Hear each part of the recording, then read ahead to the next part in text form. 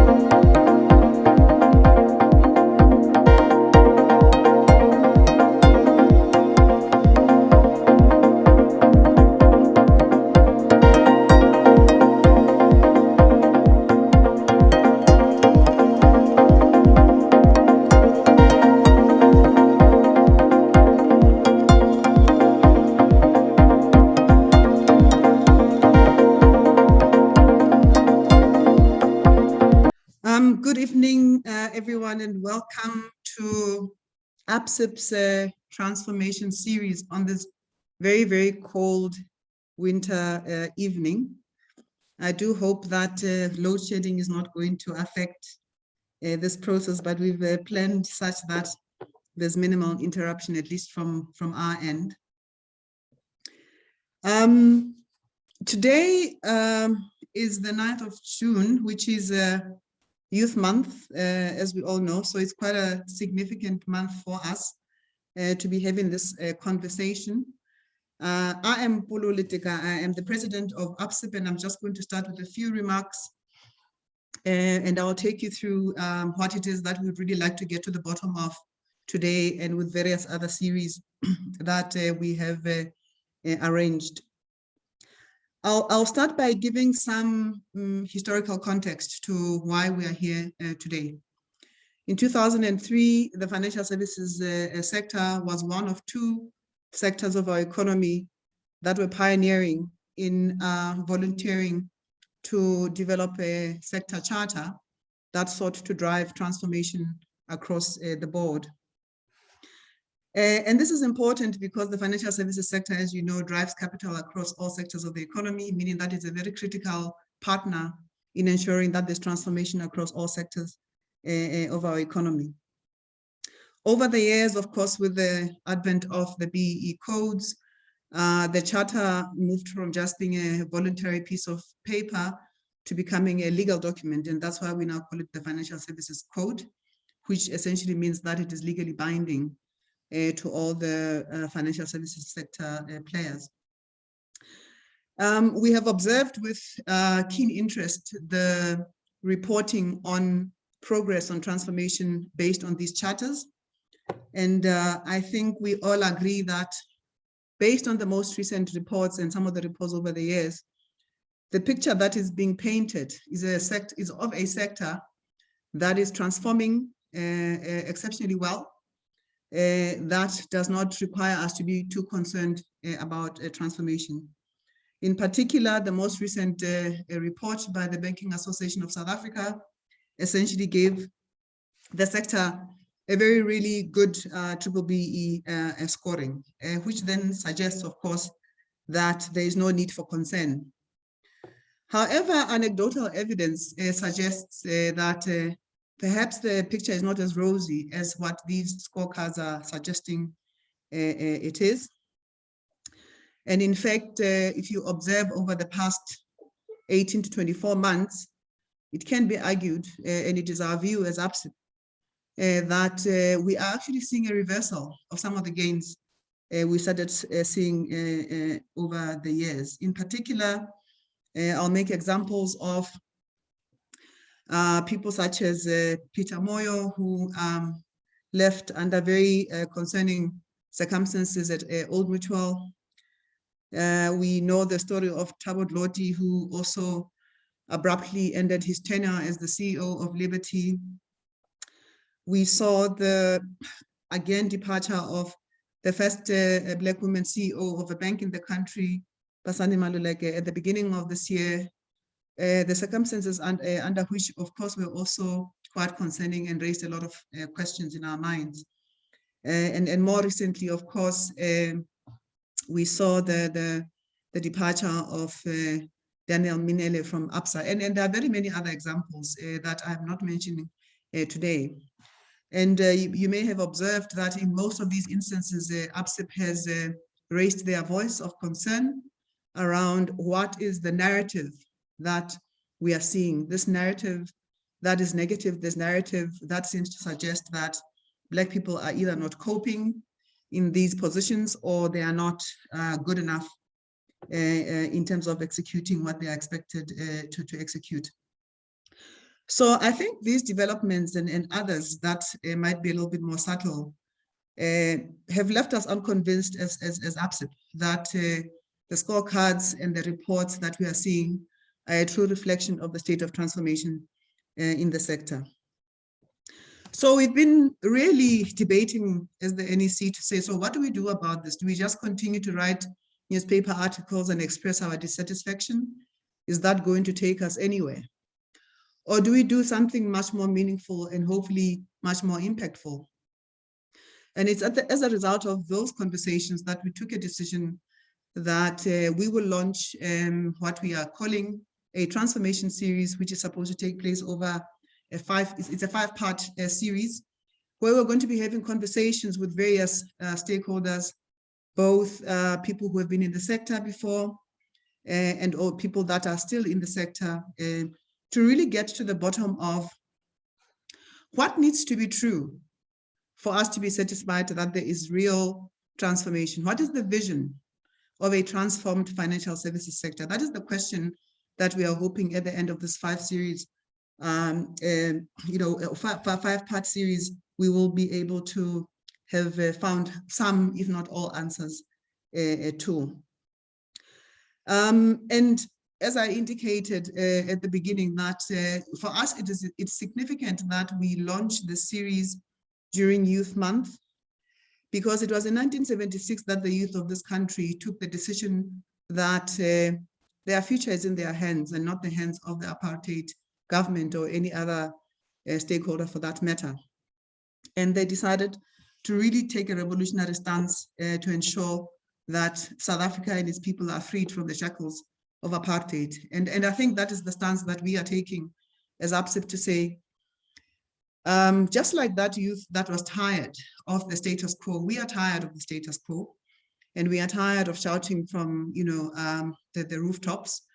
We want to take the conversation a notch higher. We want to take the conversation to the people that matter, and we want to develop what we believe should be the blueprint of transformation beyond the scorecard, because the scorecards, whilst they have been useful in driving input, in driving activity towards an outcome, they have really not been useful in assessing the quality of that outcome and the sustainability of that outcome.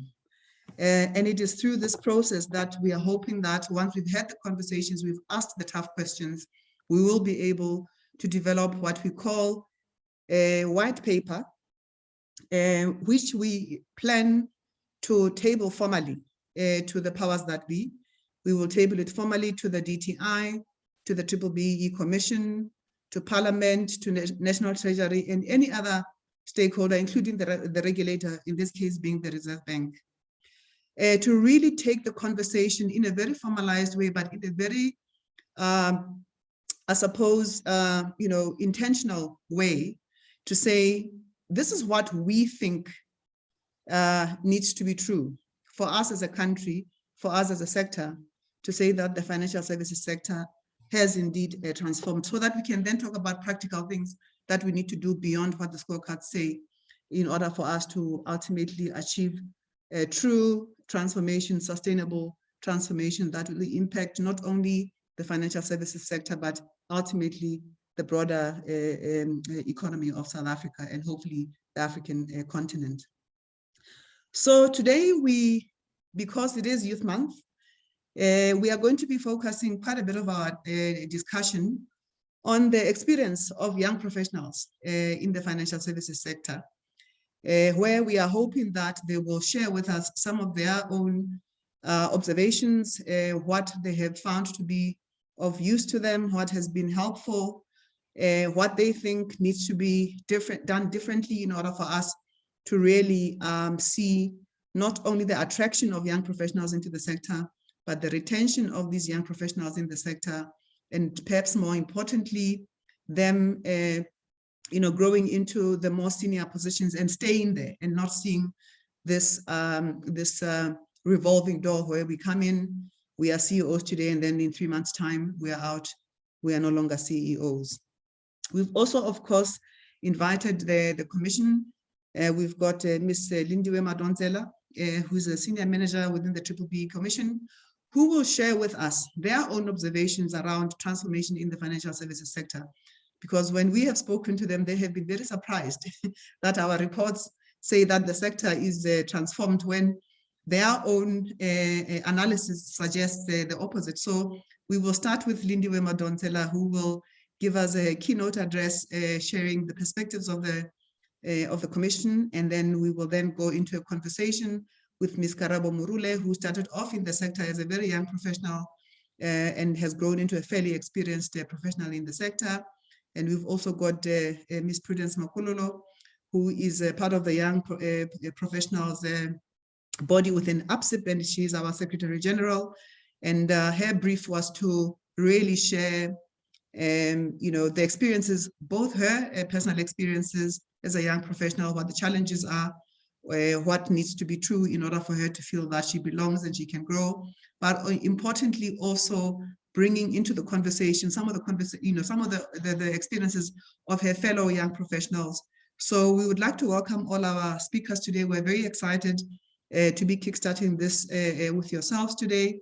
I'm also quite proud that it's an all-women panel. It was not planned, but it's a good thing. So we're also celebrating women and their role in driving transformation in the financial services sector.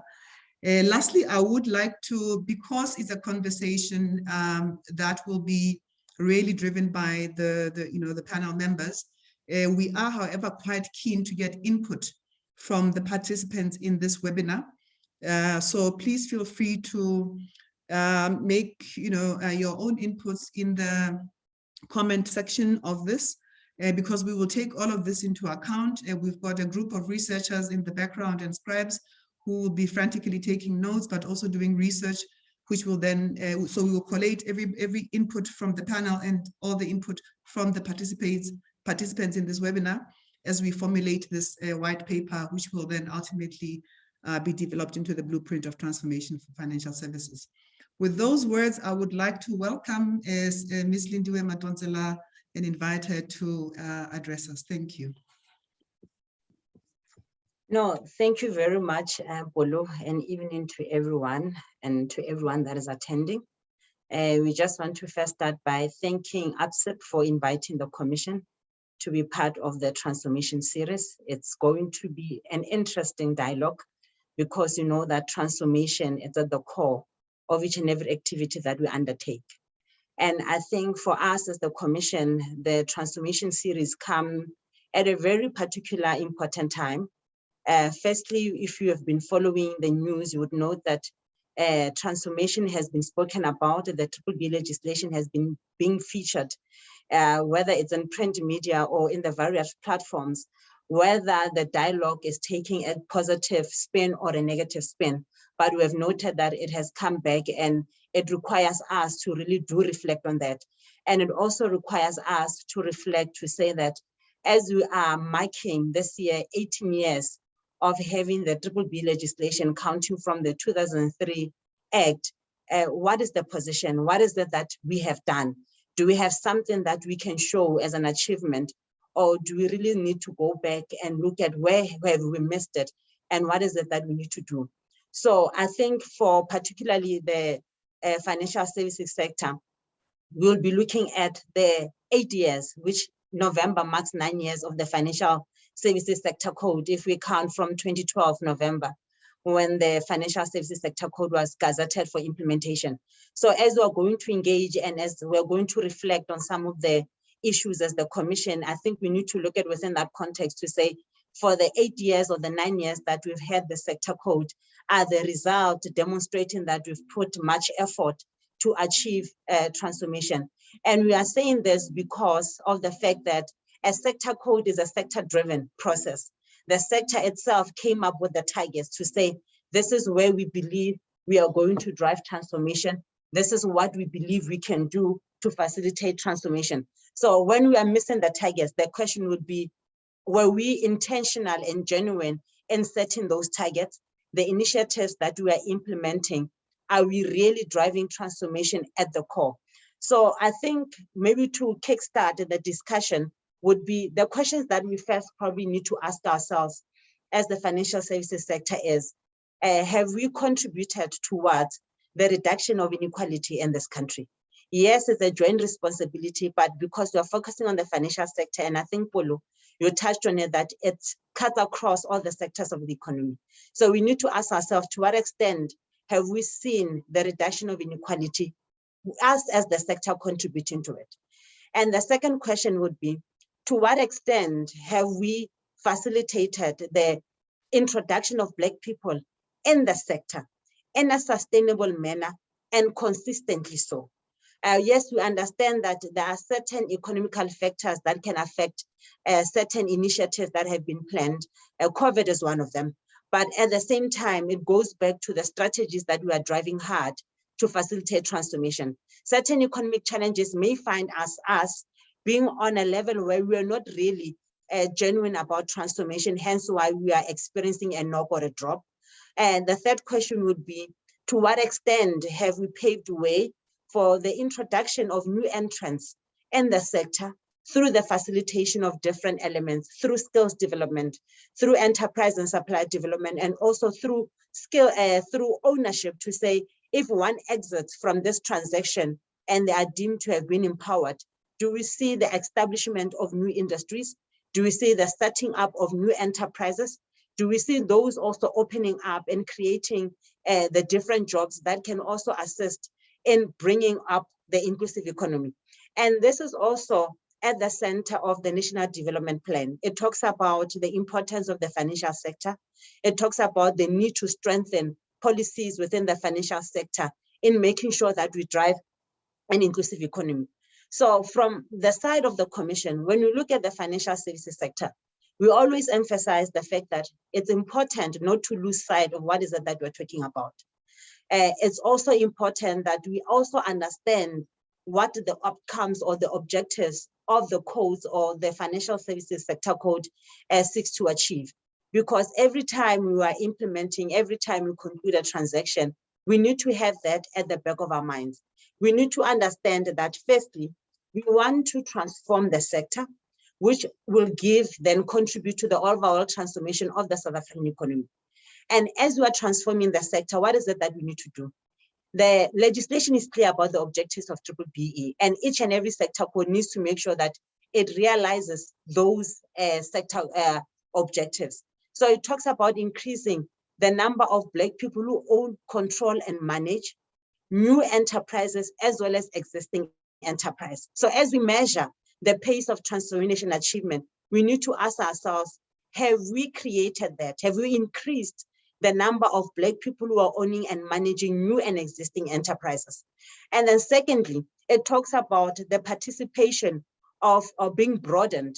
To what extent do we have communities? To what extent do we have employees and other schemes participating genuinely in the South African economy, either in a sustainable manner, and to what effect are we seeing the life of an ordinary person being changed by the different initiatives that we are driving? And it talks about, again, the increasing the investments that we channel towards the development of Black enterprises. So we also need to ask ourselves, to what extent as a sector have we increased investments towards building and sustaining Black businesses? So those are the questions that we need to ask, because to that comes the side that your transformation status, are you going to be content with receiving an operating license, receiving an incentive scheme, being part of a PPP with a government, but yet your transformation status does not reflect the role that one is championing transformation? And then at the same time, we need to understand that when you look at the statistics, I think Stats SA, when it released the first quarter results, you noted that the financial sector is one of the sectors that showed improvement. It says it grew by 7.4%, which translates into 1.2% towards the GDP. So it's a positive spin, but that positiveness will not say much if it's done outside of transformation. It needs to be an inclusive growth in the sector so that we can see the practices, we can see the culture changing. You made reference to a whole lot of executives exiting the sector, and it requires us to ponder on it, to say, are we changing behaviors? Are we allowing for transformation to manifest in the sector in the manner that the legislation has envisaged? The legislation has given a framework, so I cannot do it how I want to do it. I cannot do it to the extent I want to do it, but the framework has been set and the targets have been set. Now, just to share a few statistics or a few indicators in terms of what we have seen as the Commission. We have seen that the sector is not transforming. We looked at the 3-year, yes, and we'll be releasing the current year's report, which will be looking at how we've performed in 2020. So I won't go into detail into that because you need to live a little bit so that we can continue to have those dialogues. But when you look at 2017, 2018, and 2019, starting with ownership, in 2017, it says the sector was sitting at 19.06% of Black ownership. Women ownership was sitting at 6.62%. In 2018, it dropped. Black ownership dropped to 18.5%. Women ownership, we saw a slight increase. It increased to 7.8%. In 2019, it took a knock again. It went to 15.43%. That is the overall Black ownership. Women ownership, we saw a slight increase again to 8.7%. But when you look at the overall, the comparison over a 3-year period, you will see that it's going down. Now, when you have other reports saying that we are transformed, now we start needing now to go into the substance of what is saying that we are transforming. Because as the Commission, we released this report based on the data that we received from JSE listed entities, which will be critical for our discussions today. Now, we have not tested the substance, but we've only looked at the data that is being filtered through. Now, when you look at management control, the same trend is noticeable. 2017, we were sitting at 52% of management being Black people. In 2018, it dropped to 51%. In 2019, it further dropped to 41%. Now, I think it coincides with the exits that we have seen, because it would have demonstrated as huge change in the management structure of those different institutions.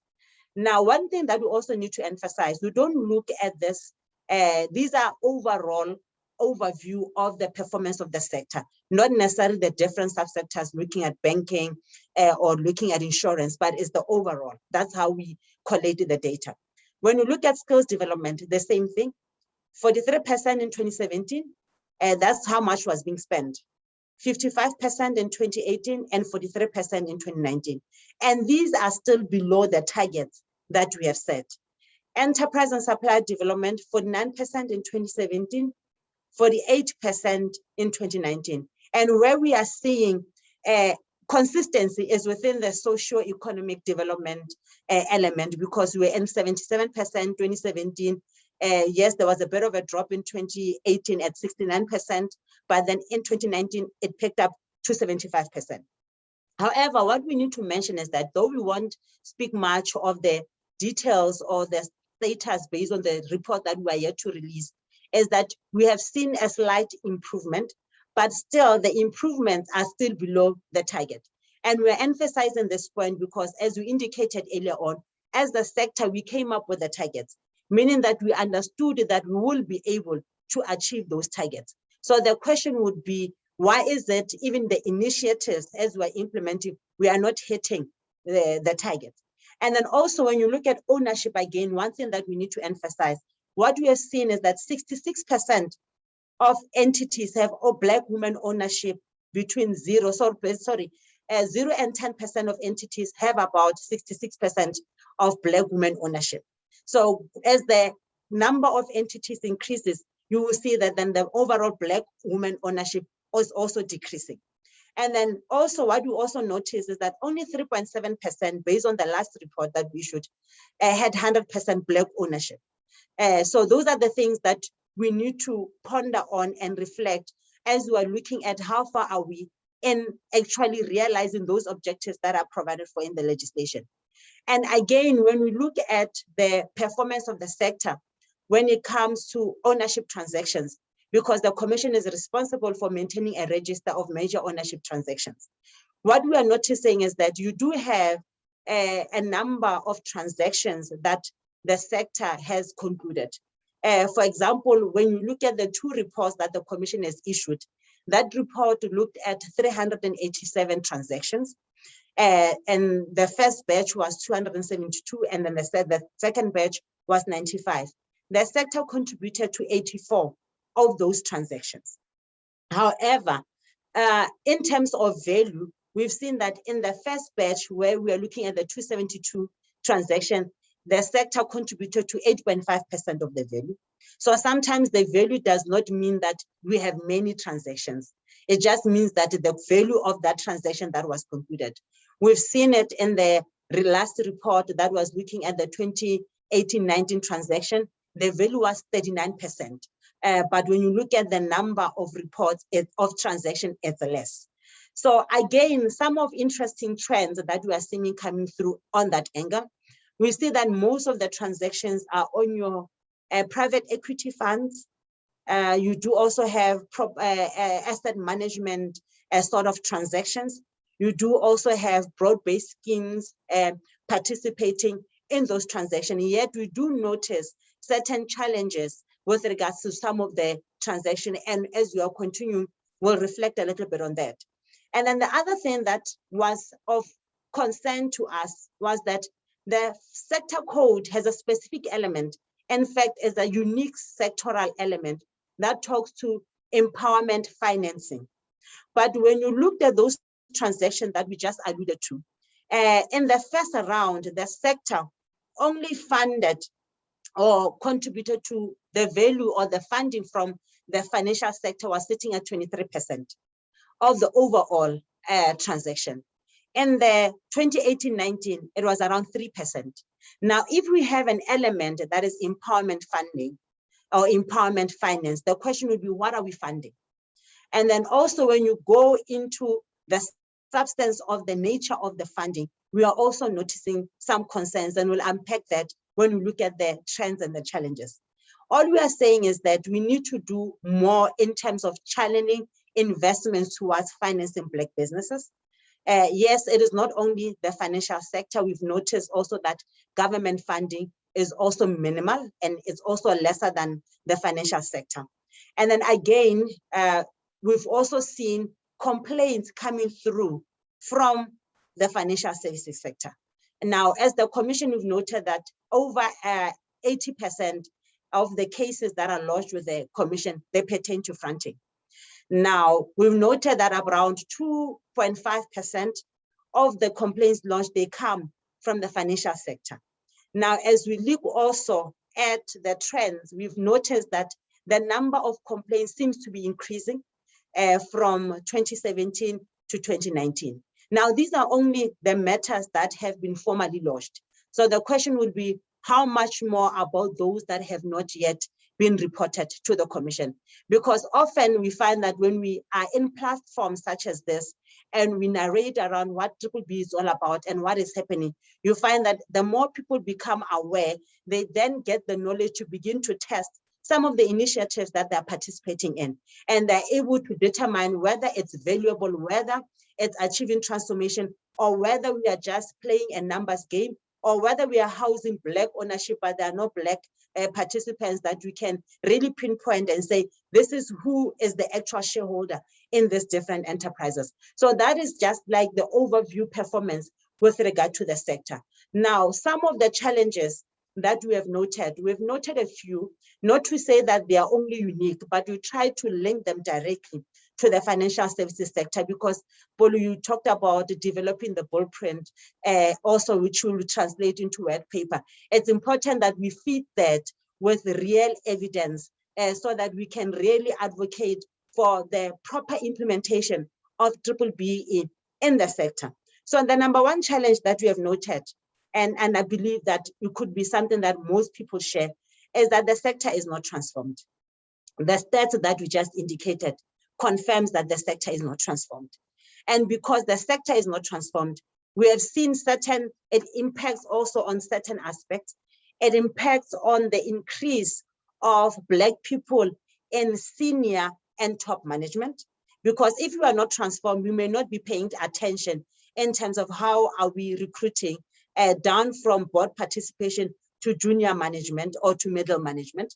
And we've seen its impact in terms of making available adequate support for the development of Black enterprises. Some of the initiatives that as the commission from the advisory services that we provide, you just find it's like a quick solution to saying or giving an impression that we are transforming. But when you test that initiative, it leaves much to be desired. You come across the instance that Black people are not going to benefit. Yes, the entity will benefit from a point of view and recognition. But in terms of meaningful participation, a Black person is not really going to be empowered. And the other thing that we've noted, which is a challenge, is from a competition perspective. And one may ask, why is BBBEE linked to competition? Is because it relates to the participation of Black people in certain sectors. We've noted concerns that even certain organized businesses have even raised with the commission with regard to the insurance sector, to say that there are certain uncompetitive practices in the insurance sector, even when it comes to allocation of work.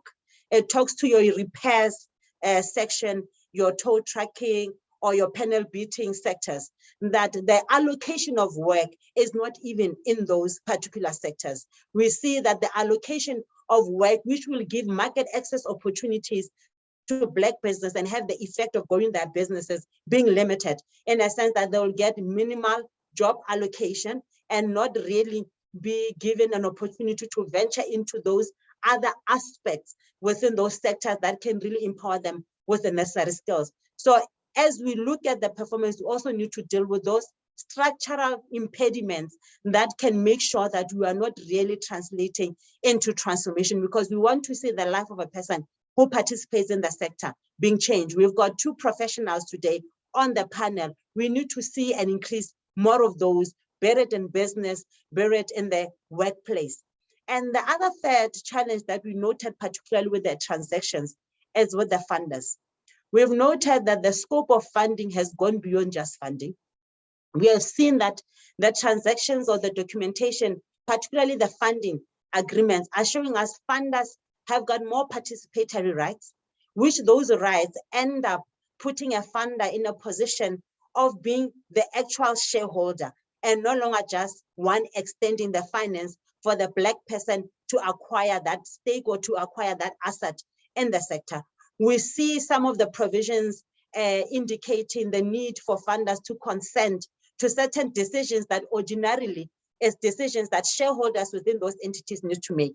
So indirectly as a funder, you are reducing yourself to a shareholder because you will say you can't change the scope of business without my consent. You can't sell shares, more shares without my approval. So those are some of the terminologies that you are picking up within the funding agreement, which is a challenge because the whole purpose is I need to fund.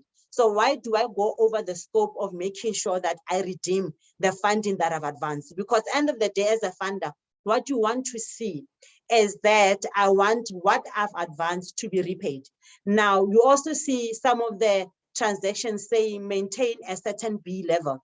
Now, we were concerned at the first to say maybe they want to recognize empowerment funding, but the question is no, because when we come across a transaction, then we see that it involves a bank, it involves a funder, and it's not just vendor financing. We asked, are you going to be recognizing this under the empowerment finance element? And often or not, the question is no.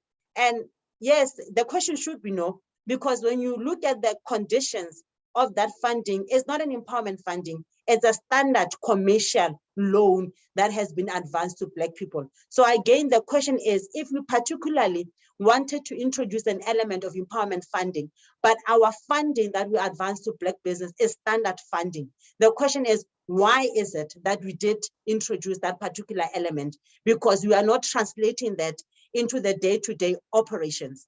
And then the other thing that we noted with regard to the challenges within the sector, especially where you have private equity fund, where ownership is facilitated through private equity fund, the codes are clear on the requirements.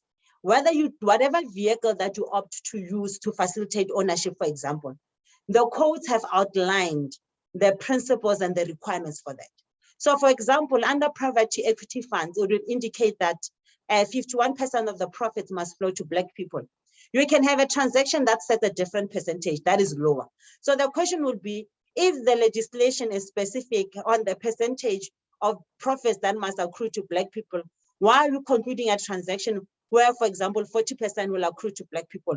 Why are we not sticking to what the legislation says we must do? And then ordinarily you can do that, but don't recognize it as an ownership initiative. We are not saying that people cannot have different types of arrangements. They can do that, but the moment you start saying this arrangement must then be recognized for purpose of BBBEE, then we need to look at whether it complies with that or not. And then we've also seen the increase of your third-party fund to drive sometimes your skills development initiatives and to drive your enterprise and supply development initiative. Now, when you have that kind of setup, the legislation allows for it, but who must benefit? The beneficiary entities. Now, you can't have an instance where the fund manager benefits more from the funds that have been deposited to drive enterprise or supply development. And remember, these are unique and specific to the sector. Now, generally, we've noted that 15% as management fees has been taken to be the standard norm. To say if I'm a fund manager, I can be okay with 15%, but we see fund managers benefiting more than 15%.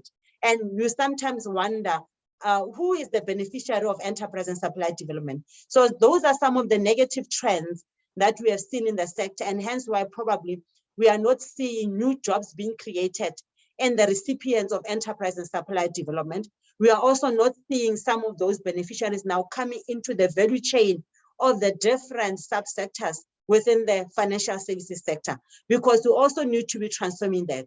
You look at the manner in which we procure goods and services. Bulk of the spend does not necessarily go to Black-owned entities. But when you go to the scorecard begins to give you a direction and an indication of how you need to be spending. So if I'm not being intentional with how I direct my spend, we will sit with the same picture that tells us that we are not really transforming. We are not even fully utilizing the preferential procurement spend. And then again, we've noted that, and I'm sure the sector here will guide us. When we looked at some of the activities in the sector, vis-a-vis what the codes have done with similar activities around normal course of business. And we are bringing a bit of skills development. In the skills development, when the codes were amended, it was clear that your mandatory sectoral training, you don't need to recognize it because you will do it in any way. So we want you to do more. But what is of unique is that when we come to the financial sector, we don't seem to be adopting the same principle. When you talk about access to financial services products, it's an ordinary course of business. It's your business. So you need to make sure that the different targets that you are looking at, they do have access to those financial services. But the question would be, should we reward you from a BE perspective for making sure that you reach a wider consumer? You broaden your profit base, basically. You increase your numbers in terms of people that are affiliated with your institution. The other one would be the aspect around consumer education. Yes, if I'm making financial products available, it needs to go with the element of education. So the question would be, are you really doing more? Because we see some of those elements coming as like unique sectoral elements. But the question would be, are we pushing ourselves? Because if you are going to accelerate transformation, we need to think about moving outside the ordinary course of business. And this is not even unique to only the financial sector. You find it even in government. There are certain initiatives that in government are being done as part of the broader government policies to drive and grow the economy and bring in inclusive participation, but not get recognizable for purposes of BBBEE. So those are some of the questions that we need to ask ourselves. And then some of the other challenge that we noted is around skills development. Now, we noted that in February this year, the Department of Home Affairs published a list of critical and scarce skills that were compiled in 2020. And then it took the feeder from the Department of Higher Education and Training. But what we noticed is that the sector is featured there. You've got financial account, it's featured as a critical skill, investment analyst, actuaries, investment managers. So it's out there, you can engage with it. Investment advisors, financial international advisors. So then the question would be, if we are training as a sector, how come in 2020, we were not able to remove those skills on the critical and scarce skills list? Now you would understand that when Home Affairs starts publishing it, it needs to understand that if other participants who are non-Black and non-South African feature, it needs to understand that, okay, it's a critical skills, we don't have them in the country, but we have a pool of funds to enable us to develop those particular skills. So the question would be, where have we been channeling our skills development money? We've noted the trend is saying that we are spending less than 60%. Even that less than 60%, which is below the target, where are we channeling it? Because we will not be able to create that pipeline.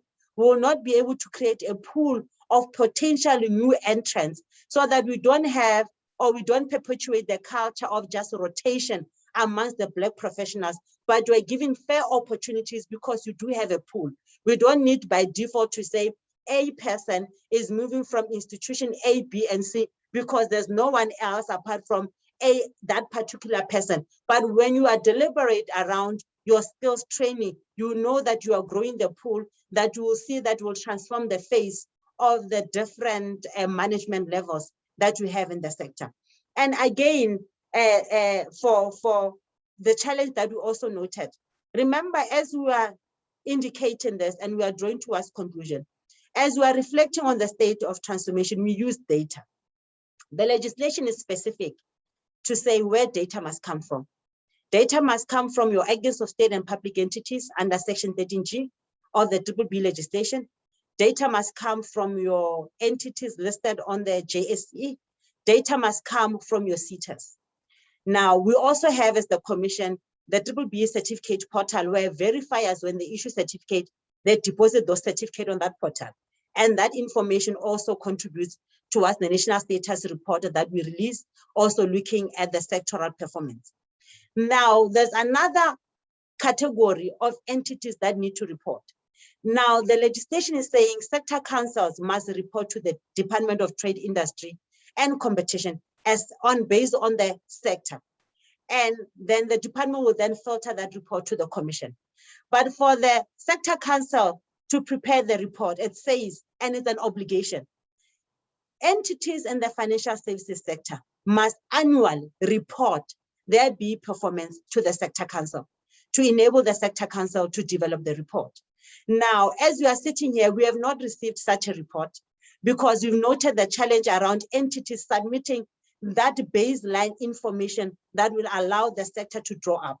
Now, it's important to flag this because failure to deposit that with the financial services sector council is a violation of the legislation. The legislation has been clear on when it comes to sector codes. If there's a sector code in the sector that you operate in, it's mandatory to be measured against that sector code. You cannot decide not to, based on the fact that maybe you are not part of a particular constituency, you are not participating in the deliberations. The moment it's issued for implementation, it cuts across. Second, it says if you are in that sector, annually, you need to submit your BEE reporting to the sector so that the sector can develop the sector report. So it's mandatory. It's not something that you can say, I choose not to do it.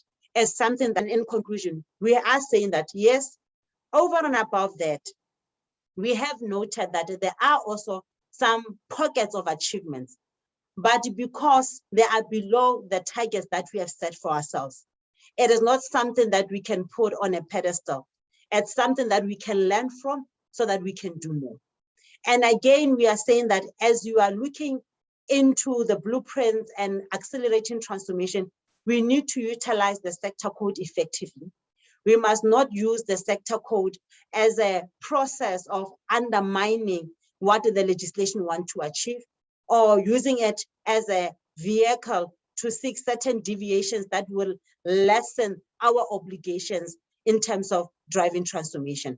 So in that, we are saying that there is more that we need to do as a sector to make sure that we transform. We are able to do that.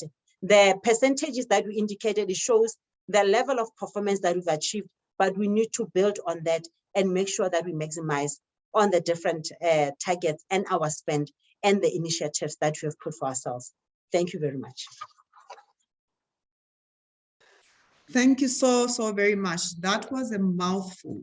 And I think it has raised a lot of questions, not only in my mind, but I also see that there are quite a few questions that have been raised by some of our participants.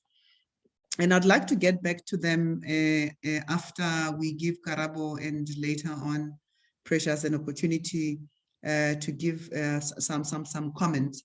But the issue of substance, Lindiwe, for me is really paramount as you're talking. And then I think one of the questions that were raised here is it not the matrix that we're using that lends us with the type of outcomes that we are seeing? And I think it's a very valid comment and observation that the participant is making. And also, of course, the question around if you are receiving information that comes from verification agencies, whether it's through the JSE or other channels, the point about it is that it should be coming from the verification agencies. And the same information supposedly is what goes into the reports that I made reference to. The BASA report, for instance, would have been informed by some of those scorecards that would have been submitted by the verification agencies. So the question becomes, why is there a gap in the picture that the commission sees versus the picture that our industry bodies seem to be seeing? So I'll just leave those thoughts with you for now. And I'd like to invite Karabo Murule to really just share with us her own journey as a young woman, Black professional in the financial services sector. What worked? What were the challenges? what didn't work, and then later on we'll go into really solutioning, because we want to come out with solutions from this conversation today. So Karabo, over to you. Thank you very much, Polo. I think the first thing I wanted to also clarify, I know on the fly I did mention which company I'm a non-executive director for, but I want to also say that all the comments that I'm making are my personal views. It's not representing any particular organization that I'm affiliated with. But yeah, so my journey, I think I was reflecting on it, and key components of it is that, you know, I joined an investment bank straight out of university. And what was something which was quite remarkable was the amount of training that we underwent. So I joined the local branch for a global investment bank. We spent a month before hitting any particular team and getting down to any particular type of work in this group of graduates, which was about 10 of us at the time. That was because we obviously, with the calendar year in South Africa, we all started in January and only hit the desks, I think after about 3 weeks or a month. And then later in the year, had 2 months of training in New York with all the other people who were joining, who were analysts joining that bank. So that's people from around the world. And when you add that up, that one, we were paid for that time, our salaries. And then 2, in particular time in New York, they paid for our flights and paid for our accommodation and a per diem as well. That highlights just what a massive investment from a time perspective that is. And that's something which I think really resonated with me, because obviously when you get to the US, you find people who studied history as their undergraduate degrees, or English, or studied engineering, or studied, like myself, a business science graduate. So everybody who was there was at least underwent the training to get them to all the same level of operating, that they could be placed in any particular markets operation around the world, language barriers notwithstanding. So that's something which you start to realize plays a very big component of it. And I certainly think that's also one of the things I see where it's deficient in how people interpret the scorecard. They often take a very lax view of what skills development is, not appreciating this is the training that is required to get you into the role, regardless of the level that you're in. Be it that you're somebody who's coming in straight from university to somebody who is then earmarked to be the CEO, the skills development plays a very critical role in getting you ready to be in the role that you're in. And what was also quite remarkable, I think, was for me, the person who was hiring us was actually an African-American, but he was so pro-transformation. And sometimes you just realize that's something which has become, you don't have people who are, regardless of their nationality, wearing that on their sleeve because they realize how important it is to South Africa. And for me, I guess that was something which was very, at the time, I didn't necessarily realize it's unique, but it is unique that there's somebody who is not from South Africa, had moved here and was still so, so understanding of the situation that we're in South Africa and how important this is. But they were the ones who encouraged us to join and attend, events with BMF and ABSIP. Our graduate class which joined was also largely representative of the country, so majority Black. So that was also something which was really interesting. And the senior leader of the business at the time was also an African-American, but obviously heavily connected and networked with many people, business people in South Africa. And they were so focused on transformation and what does it mean. So that was something which was quite interesting. And I was very fortunate, I guess, to have then met with senior Black mentors, even in those first times of my job, where there were people who on the dealing desk, who were Black people, like I said, the senior bankers. And even when I then moved to the UK, the person who I worked with, who was my kind of immediate line manager, was a Jamaican actuary and a Black Jamaican. So that was also something which was quite interesting. And I think for me also realizing that the role modeling of people who are senior is so critical. So I think that helps a lot in terms of framing what your young experiences are. And I think it's important for us to then normalize Black leadership and senior Black people and role models. And I think that's some of the things which are really broken about our society right now is in South Africa. You have that disjoint and that's not right. I guess then reflecting on my most recent executive experience, joining a large insurer, I felt the onboarding was not as great. You kind of were left to your own devices a little bit. But people around me helped a lot. So, you know, I connected through informal networks of people who, a friend of mine knew somebody who worked at the company. And so that was the person who, when I didn't understand the calendar, what was going on, I would reach out to that person to just get some tips, and they would be incredibly helpful. And then also people in my team, you know, I had, it was the first time I was a people manager, and I was reporting, I think, a group of about maybe 6 or 8 people. And those are the people who helped me to navigate also the company, interestingly enough. And I guess that's maybe something which is in terms of my, you know, something that I'm in control of, but something which is out of my control was one of the people who interviewed me played a very big role in my mentorship and sponsorship, even though I didn't report to them. So we got a connection, I guess, because his daughters were at the same high school I went to, but that's something that you just hang on to.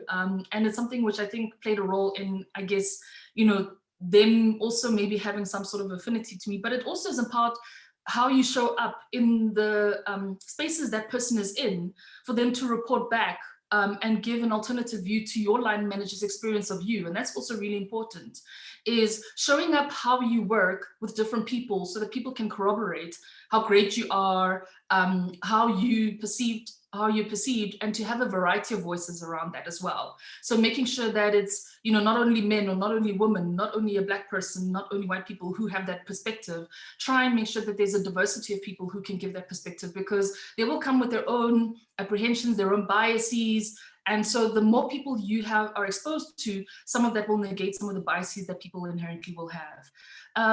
You know, also, I guess it's about standing out, you know, in the spaces that you're in. I remember when I joined Old Mutual, you know, as a strategy manager, the first thing we had to do was prepare for the strategy conference with all the senior leaders. And me and my team prepared like an 80-page strategy review for this small business and this business. And like, actually at the time it was like, I think it either stupefied people or wowed people because they were not expecting that. And so that's also what stood out, was that people would like, yo, this lady, she prepared this 80-page document for us to read about strategy. And yeah, like it really stood out, and people used to remark on that issue, you know, for some time. And so that kind of thing also helps you to stand out. I was very lucky that in my team, there was a lady who was there who was head of comms, who was really an opinion former in my team. And, you know, I guess this is also something which I realized is, as securities and investment professionals, navigating organizations is something which I don't think we necessarily inherently have, because the spaces that you're generally in are a meritocracy and you're meant to be excellent. But I think as you get to those more senior levels, that's where the politics starts to play out. And that's then not necessarily relying on just on your skills. It's about some of the stuff and informal networks. And that's what I learned then from this team member, is that, you know, she used to complain to say, you know, Karabo, you're based in Joburg and everybody else is based in Cape Town. Why don't you fly to Cape Town? And I used to just hate it for the reasons, I don't know, I appreciate many Black people also, you know, don't like Cape Town. I will be very deliberate to say, yes, I experienced racism in Cape Town. So it was one place where I necessarily didn't feel like I needed to be there. But she said, no, come to Cape Town. And it helped a lot. And I ended up traveling to Cape Town then, I think every week for 2 to 3 days a week in that role that I was. Just because you realize you build informal networks. It is a pain. I was on the red eye in the morning, leaving late at night if I was flying back. But the people that you met in person helps you with building those informal networks which you need. And people do need to feel like they get to know you to really kind of also believe in you as a leader. And so those are also things which, yes, you know, there's softer things which I think everybody in the financial services space will just feel like it's additional work that surely shouldn't be required, but you end up realizing it is, and it's absolutely necessary in the corporate world to really kind of ascend the ladders as well. Again, going back to the training element, the person who hired me to join the insurer, you know, got me to join the leadership and strategy course, which was generally only open to general managers.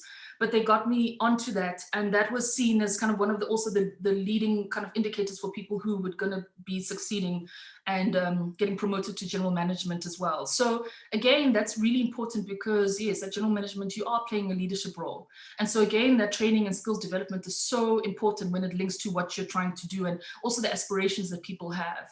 And like I said, you know, getting cross-segment experience. So, you know, in, literally probably about 10 months after I joined, and I guess I'm very fortunate, I'm an actuary by my professional designation. And there was another manager who was really keen on also getting more Black people onto the trustee board for a particular fund. And so because he knew I'm the second Black woman to qualify as an actuary, he said, let me go find this person. Even though I was very young, I'd never served on a pension fund board before, but he had that confidence in me, and I really appreciate that as well. And he then recommended that I go and sit as an employer-sponsored trustee, and that's important because then I got exposure to all the people in the corporate business. And I guess, yes, you use every opportunity to make an impression on people and show that you are smart and brilliant, as all the people in financial services are. And I think that also helps a lot in people realizing there's other people who are around who they can tap into for leadership positions. And I think that really contributed a lot to myself becoming a general manager at a very young age, because then I had that exposure to people in the corporate business. And so when you get appointed into these roles, they know who you are. You're not like an unknown entity, and that's important as well. So I think the skills development plays a very big role in it. And then when I reflect on my experiences in terms of the work that I did when I got to my role, I think linking your strategy to transformation is quite important. But what we did as a business, it was very fortuitous that we had gone through a process of working with a company called the Human Capital Engine, where they actually talk about nation building, and they unpack the apartheid legislation that led us to the reasons why we have the things like the BEE codes now. And making sure that everybody's operating from the same basis of information was really critical to helping people understand why they are doing these things. And I think that also made people buy into why it was so important from a very kind of emotional perspective. There was a lot of work that was required in that, but I wanted to also be a very active sponsor in that. I attended a lot of the day, and it was sometimes like a full day course, but I would attend as many of these as I could with different people in the business to hear also what their experiences are. You yourself be vulnerable about your experiences, growing up in a township, what does that mean?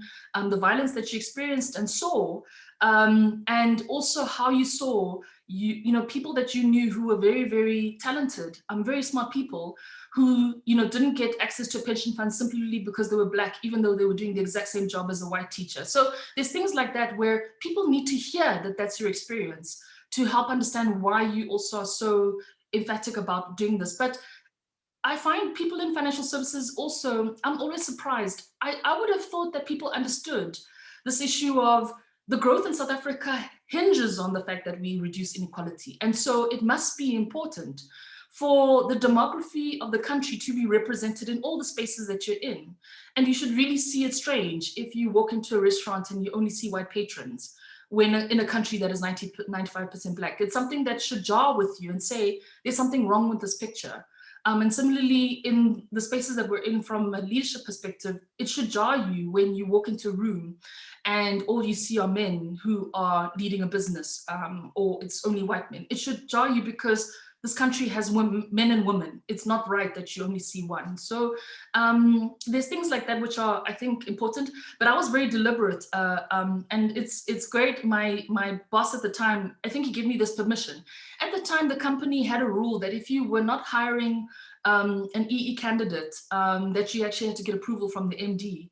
And when I just got into the MD role, I was a bit nervous about being emphatic about that. But he gave me that platform to say, no, you must do it. And then I just did it. And I guess that's always the concern with somebody who's a senior Black professional, is you always worry, am I pushing the transformation card too much? Must I focus more on strategy? I was very fortunate that obviously for my business, it was very important for us to make inroads in the Black middle income market.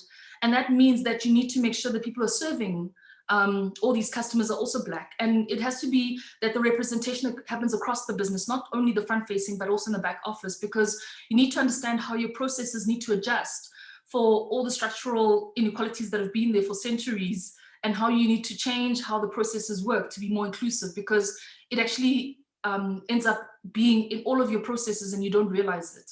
But I think what helped a lot, like I say, was getting people to psychologically understand this by going through this nation building course, to understand what these laws were and what they were doing and how it's so important for us to actually change it. And I was very deliberate in things like, I remember it used to really irritate me, the people who were leading our business units the sales channels in particular. Obviously, they go on trips as rewards for the top performing salespeople. And I would be agitated because they're missing my reported executive meeting where I'm trying to get them to run accountability for what they're doing. And then actually I changed my mind and I said, wow, let me look at the succession plan and see who are the senior Black people who are at the regional general manager level reporting to the general manager, who are people who who have been identified as successes, and I want them to come to the room and they need to represent their business unit of the manager who's gone away.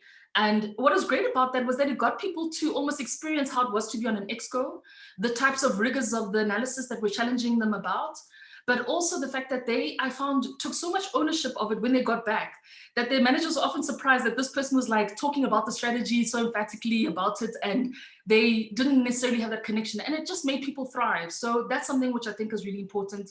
I was very deliberate about doing that for women in particular, and I'm very proud of the fact that, you know, by the time I finished my time at Old Mutual, you know, we went from a business unit where there was very few women, no women who were running any distribution channels, to half of the distribution channels being run by women, because of these types of actions that we took to really make sure that we were placing women and making sure there was more diversity, and in particular focusing on the pipeline and also the skill development that supports that, even if it's the softer stuff like just attending an exco meeting. I think it's really, really important. Karabo, you are very, very passionate about this. Yes, I can tell you. And thank you so much for sharing that with us. I'm going to give Prudence an opportunity to share her own. Luckily, she's still very young. But what I really heard from you, and it's really very important, and we need to think about how we translate this into real practical things. I heard things like mentorship. I heard words like sponsorship. I heard words like, you know, skills development that are relevant to enable me to effectively execute on my job. I also heard, you didn't use this term, but I'm going to use my own phrase.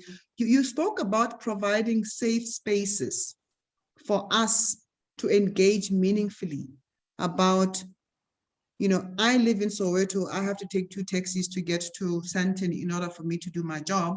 So there's a whole life that happens before I get to work, and again, the same experience afterwards. And how does that impact on my ability to be an effective, you know, person in the workplace?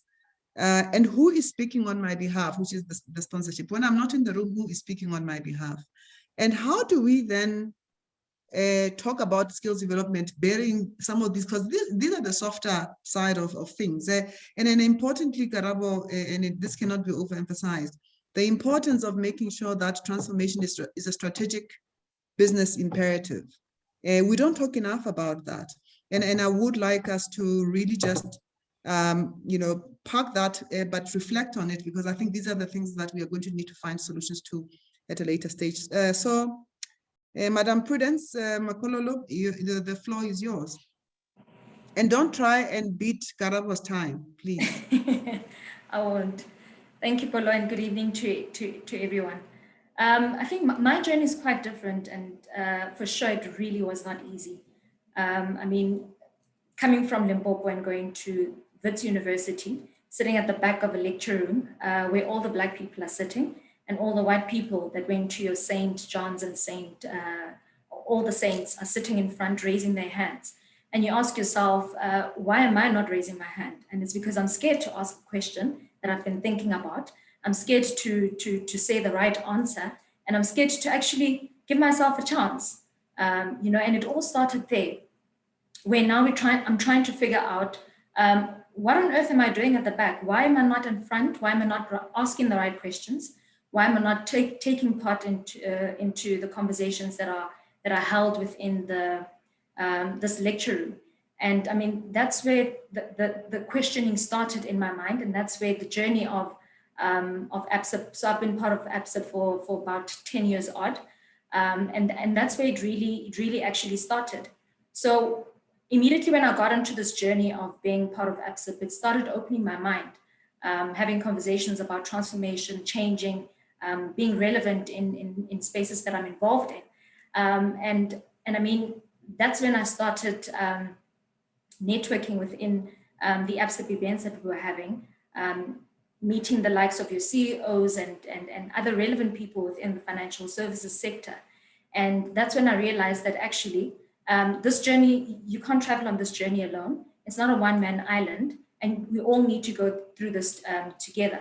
So as this journey was going along, this is when I realized that I need to be that person in front. I need to be that person that raises her hand, that talks, that has the right conversations within the room, and that puts the right foot forward, you know, taking a chance, and somebody out there will bet on me somehow, somewhere, at some point in time. And indeed, and that's how it unraveled.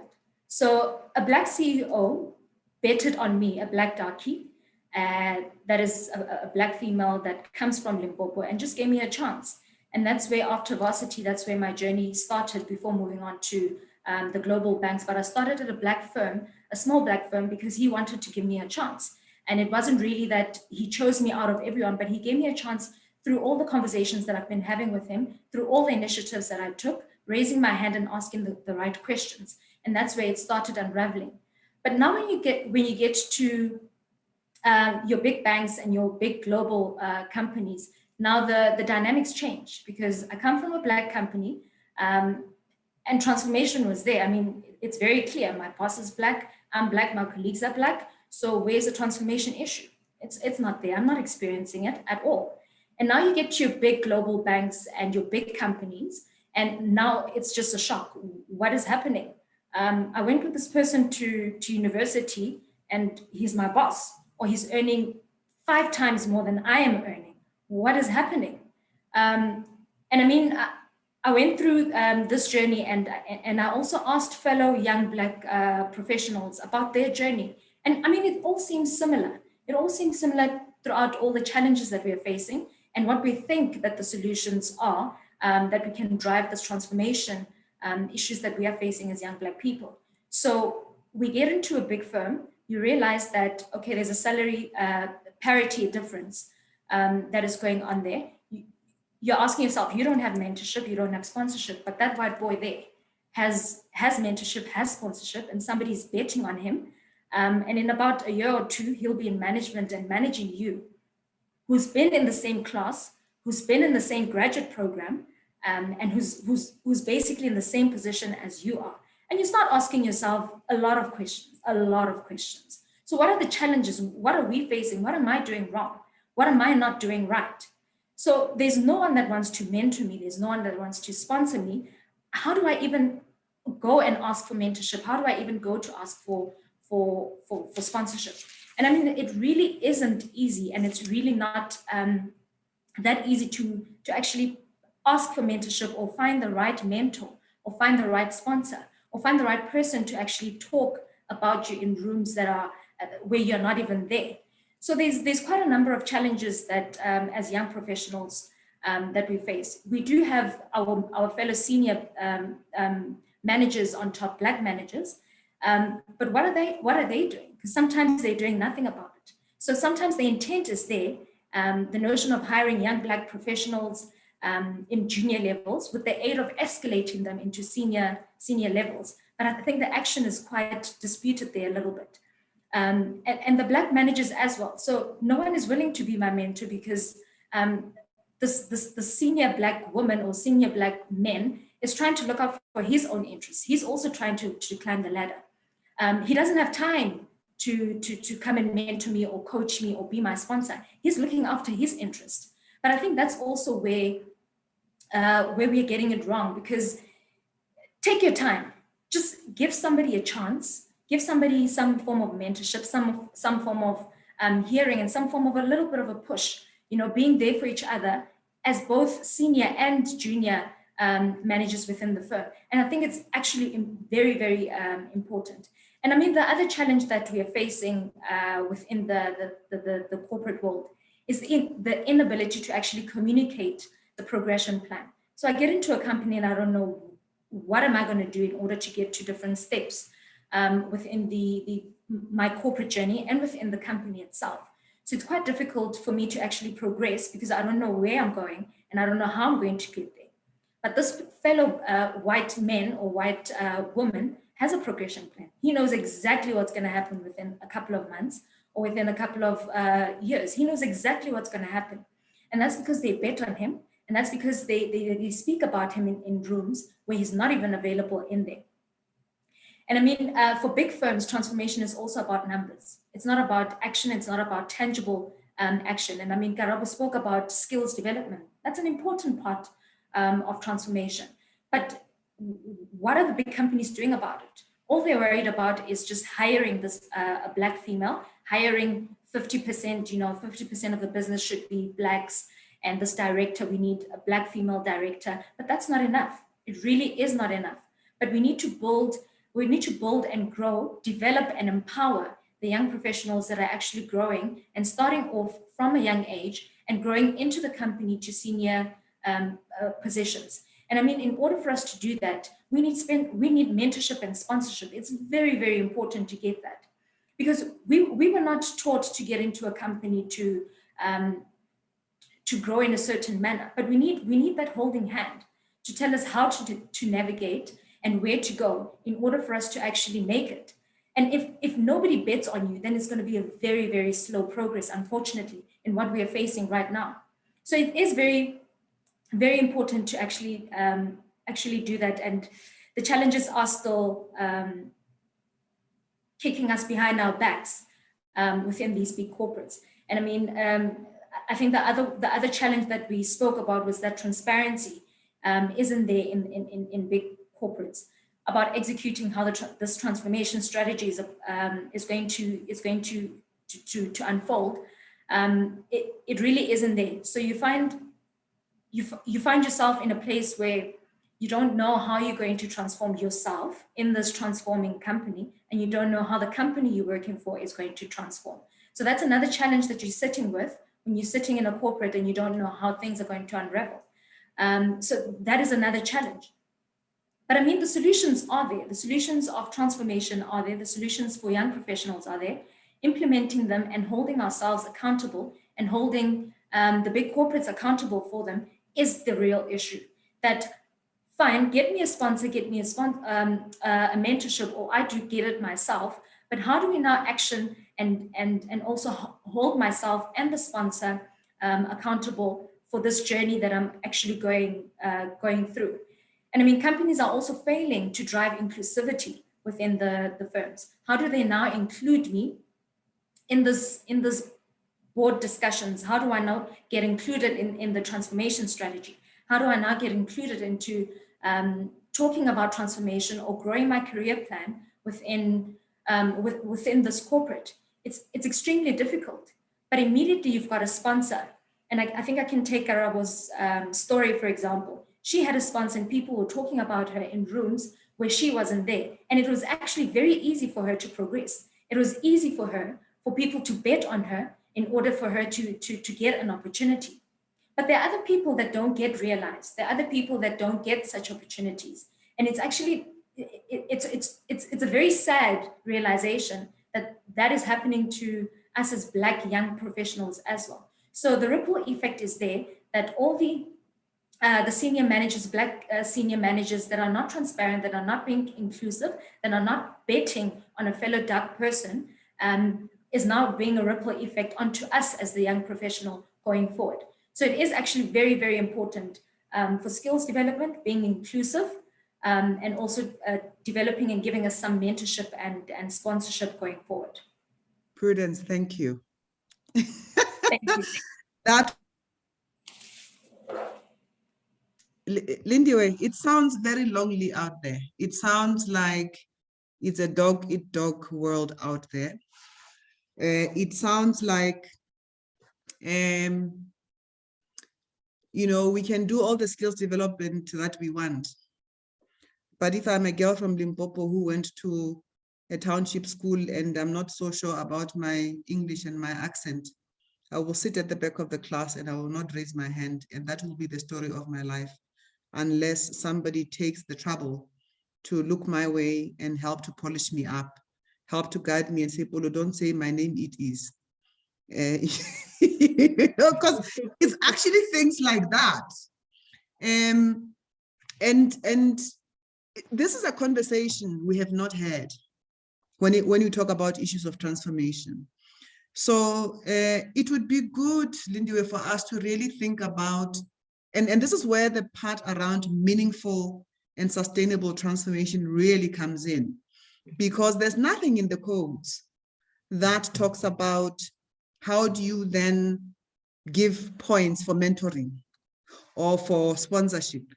I was talking to somebody, in fact, he's the former CEO of BP, who said to me that when he was going up the ranks within BP, the company, and this was outside of the context of BEE, the company would only allow managers to be elevated to management positions if they could demonstrate how they had developed people that were coming behind them.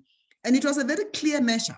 If you cannot say that I met Prudence and she was saying my name is Prudence, but now she says I'm Prudence Makololo, whatever it is that she has to say, then only then could they be transformed. And I think this is a fundamental, it talks to the fabric of transformation beyond the numbers, beyond the scorecards.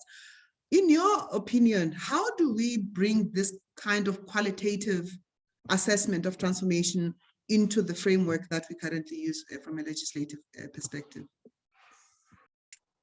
No, thank you for the question, Bolu, and it's good to hear the experiences for both Karabo and Prudence. It's encouraging because I think it gives us a positives around the use of skills development. Now, coming to your question, Bolu, what I've picked up from the question, and also just glaring through what has been in the chat and in the Q&A, is the different strategies that different entities employ towards implementing transformation.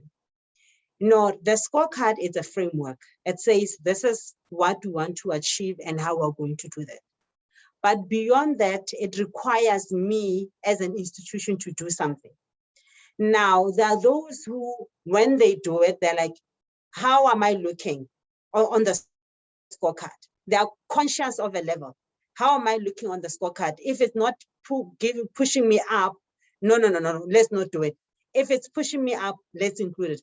But they're not asking what substance and impact does this have on the person that we are seeking to empower. So for me, it's about the strategy that is an entity that you're going to employ. How do you institutionalize BBBEE and not make it another policy there by the side that we think of when verification comes, or when we are looking at now, we want to engage with government, definitely that ask us about how transformed we are. The question would be, I always ask myself, if the BEE legislation did not have the levels, would we be doing transformation? Because now it's like we are competing about the levels, but we are not cognizant of whether what we are doing translates into meaningful participation. And the other thing that we've always said, implementation of BBBEE is a joint effort. If I'm a Black-owned entity and I'm a generic, it doesn't mean I don't need to transform. I still need to transform because I still need to support that Black enterprise.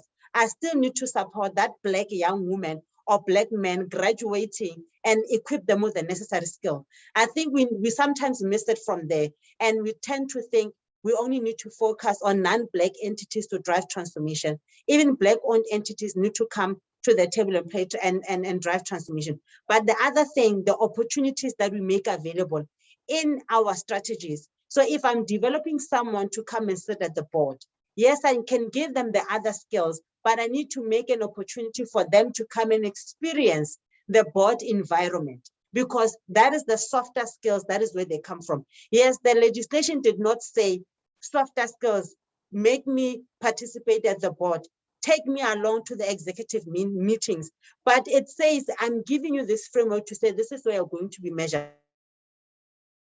Then you need to come and say, I take, and this is how far tuition. Then I think if we do that, we can be able to see better and more results and not be level conscious that I'm a level 1, I'm a level 2, but be transformation conscious. And that is meaningful transformation. Thank you. Thanks, Lindiwe. I'm going to challenge you and say that maybe we need to start changing the narrative. I'll tell you what I have seen. So, you know, I manage funds that focus on investing in women-owned businesses. And what we found is when we did our international fundraising exercise, our white male Europeans and Americans could not imagine that African women were running businesses that could provide commercial returns. And we found that we had to change the narrative. We started speaking about diversity. We started quoting statistics that demonstrated that when you've got a diverse team, particularly at a management level, the bottom line actually produces much better returns. So if we accept that driving transformation is going to, in the main, be from business or through corporate, you almost need to think about what is the language that corporate understands as a first layer. I'm not saying that is the only thing that you need to do. As a first layer, to say, let us talk about the benefits of transformation and why it makes business sense. That's number one. And I think number two, there has to be a conversation. The changing of the narrative has to be around how do we engage beyond your scorecard says that you're level 1 or level 8. And I think that we need to apply our minds to that. I don't have answers to that, but I would like you to think about it as well. Karabo, some here are saying you are a rare, yours is a very rare experience. And I agree with that. You were very, very fortunate. And maybe it is because you might have, you know, you had the benefit of going to a private school. You had the benefit of going to a very good university and getting one of the rarest forms of qualification. There are not very many Black actuaries, let alone Black women actuaries that I know. So you are almost an outlier. But your experience is a very good case study. And the question becomes, how do we become intentional in institutionalizing it so that it becomes the norm? When young people, Black or white, come into the workplace, they get supported. And this is how traditionally or ordinarily we would support them, so that everybody has the fair chance that Prudence spoke about not having had as a young Black girl from Limpopo. What do you think, and she's right that a lot of Black professionals are fighting their own little battles. Imagine poor Daniel Minele at ABSA, if I went there and I said, support me when he's fighting his own battles with a brooder bond. You know what I mean? Because those are the realities that we face. How do we institutionalize this, and what kind of support should we create around it as well? Yeah, it's a very good question. I think, Bulu, you made such an interesting point about the role diversity can play in improving the bottom line. And I guess this is the part where I say I struggle with understanding how SA Inc. forgets that in making themselves more diverse, that will include, you know, improve the bottom line of South Africa. And in particular, securities and investment professionals need to remember that, because often securities and investment professionals, people running funds will say, oh, I haven't heard from my shareholders. I'm not too sure what they'll think about this. They're interested in making sure that the real growth rate in South Africa also thrives. And so that's why this is so imperative. But I think key things that people can make sure is that management should ensure that succession plans are reflective of the demographics of South Africa. They should support the succession plans with courses and training. And I worry because sometimes skills development is phrased in a way that it feels like it is sort of menial skills. It's not understanding that actually it's skills at all levels. So like I say, skill development should include, yes, the MBAs, the general management programs, advanced management programs that you also include for people who are senior leadership, much as it is for more people at the junior leadership levels. But it really is about making sure that you're evening the playing field for anybody, so that everybody who's in the demographics can be represented in what you're doing from a skills transfer perspective. If you feel like university level education is deficient in any ways, then what you should do is that for every graduate, have this program that gets them to the same level, so that it doesn't matter whether you're somebody who went to a St. Mary's or St. John's or whatever, or somebody who went to a small rural school that actually doesn't get the same resources. You have to, that's what skills development is really about. It's trying to ensure that you have this level playing field to ensure that your base can be representative and whoever your intake is representative. Interview practices. I think if you're trying to also create a diverse hiring employee base, like, you know, yes, there's a vacancy now for CEO positions at, like you mentioned, these banks. Make sure that 80% or 100% of your interview panel is diverse and represents the types of demographics that you're trying to target. And similarly, the people who are on your shortlist should also represent that. Make sure that it is 50% women, 80% women, if you realize actually your executive is skewed against that, because that will automatically bias it to enable that you're making sure you have a high probability of hiring a woman. If you have one woman who's interviewing against 4 men, you don't have a basis of comparison for the woman, so you'll automatically think, I don't know, maybe it was a fluke, but there's 4 other guys I can compare with, and I chose this one because I had a basis of comparison. Those are some of the things that we don't realize play into how we make decisions, but these are really critical. Similarly, I think it's just about holding companies accountable. I think the point was made. We've got fantastic legislation. I think it's really just about accountability at all levels. And I think there maybe is also a space to actually just review these accreditation companies. In the same way that we've had these audit scandals, it is scandalous that actually people can get a level 1 and then you have all these issues inside the company where you realize it's just not transformed. So those are some of the few things that I think we could do to change. Yeah. No, thank you so much for that, Karabo. And Prudence, you painted a very lonely picture, a very cold and hard world. What, in your view, needs to be true for young Black professionals to feel that I have got a fighting chance of becoming the CEO of Investec? Okay, maybe not Investec, some other bank. Or Alan Gray, actually. Let's talk about, you've got a fighting chance of becoming the CEO of Alan Gray. It's got an almost all white male executive, I think, from the last time I checked. What needs to be true in your view? Certainly you will not make it there alone. And I think the most important thing is having a mentor and sponsorship. In order for you to get there, it's very tough to actually get there, and you cannot get there alone. But you need people to actually speak about you in rooms where you're not available. You need somebody to hold your hand, to show you the way of how boards interact, how to interact in a board, how to speak in management rooms, how to speak to other counterparts within the very same industry. So you need to go through that journey of mentorship and sponsorship before you can actually get there. And I mean, if you don't get through that, you won't even know what they're talking about in the board. You won't know how things are managed or how things are strategized and how things are actually maneuvered within this, this big firm. I mean, Alan Gray, for example, is quite a huge firm. So for you to actually navigate it alone is quite impossible. So I think the most important thing to get is mentorship and sponsorship. And I think the last very important one is a fellow Black community that supports you. That supports your initiatives, that supports your growth, development, and empowers you to actually say that, look, you're not alone in this journey of you becoming CEO of Alan Gray, but we're with you and we are backing you.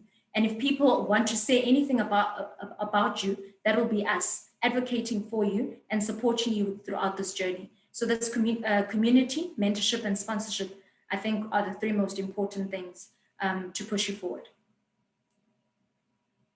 Thank you so much for that, and that makes a huge amount of sense. The question I have in my mind, Lindiwe, we are already 3 minutes late, and I must apologize to our participants, but this conversation actually needs 3 hours, to be honest.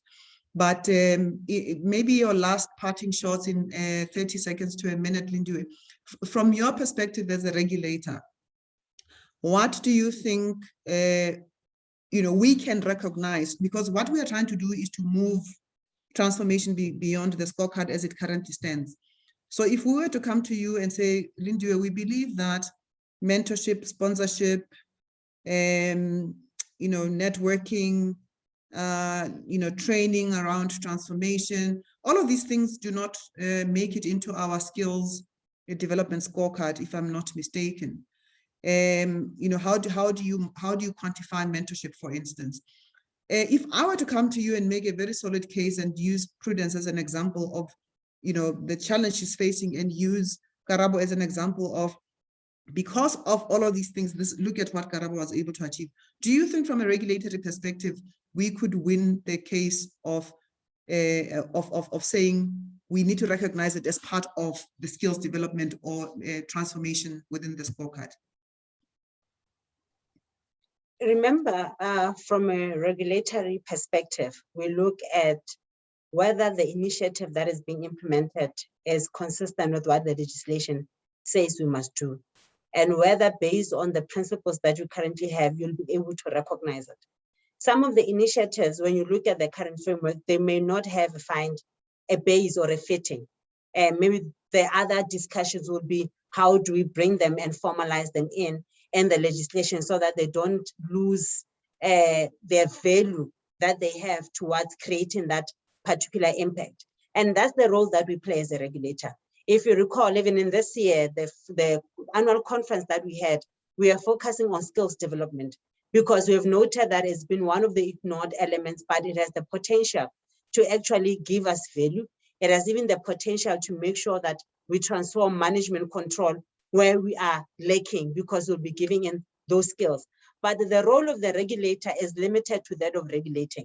The regulator does not legislate, but the role of the regulator is to gather and some of the best practices and in its engagement with the legislature and advice to say, in these areas, this is what we've picked. We recommend that possibly this is what we need to be looking into. This is what we need to probably effect changes on so that we can achieve what we want to achieve. So that is how the regulator will approach it. Thank you very much. So you've just given my marching orders to go to the DTI rather. Karabo, any last thoughts? We're coming up with solutions today. What needs to be true for you to feel that the blueprint will have the impact that we needed to have on skills development and representation? It's a difficult one, but I think you know, the work that is being done here and just understanding how we need to talk to more stakeholders to make them aware of the challenges that we're facing, but the critical imperative for the economic prosperity of the country is something which I think will really help. And that's why this white paper is so critical, because the points Advocate Madonsela has made are so really important. And I think I learned so much, even just listening, of the challenges that people are facing and how there's things that I can do in the spaces that I'm in where I can make an impact to change how we do things so that it isn't just, less so than a tick box exercise than I think some companies are doing, but we can be far more impactful. And I think it is just about ensuring that we're just gathering the insights that everybody has to really make a change. I think there's many, many great points that have been made in the chat, for example, and like I said, I'm really looking forward to the rest of the series. Thank you so much, Karabo. Any parting shots, Prudence? Yes, thank you, Polo. I think as a young professional, advocating for my own development within the corporate and also fighting for transformation can be quite a lot. And I mean, I also need to still build my brand within this corporate. So I would like to actually challenge all the senior Black professionals in the industry to actually bet on us young professionals, to actually support us, to actually mentor us and also sponsor us, so that this journey can become inclusive overall to us as young professionals, and we will embed it down to also the graduates that are coming up along this journey. Thank you. Thank you so very much, Prudence. I would really like to express my sincerest gratitude to all of our panelists. I think this has been an absolutely insightful conversation. The comments also are in agreement with my statement. I think you've given us a lot of food for thought. We certainly have some ideas of the things that we can potentially look at as solutions, but we probably also have quite a few questions that our research team is going to have to go and unpack and find, some form of a position on as ABSIP. So thank you very, very much. And I do hope that you will continue to participate in our future sessions as we move towards developing this transformation blueprint. So thank you very much, and to the wonderful participants we had as well. And have a good evening, everyone. Thank you. Have a good evening. Bye. Thank you very much. Thank you very much. Bye. Bye. Bye. Bye.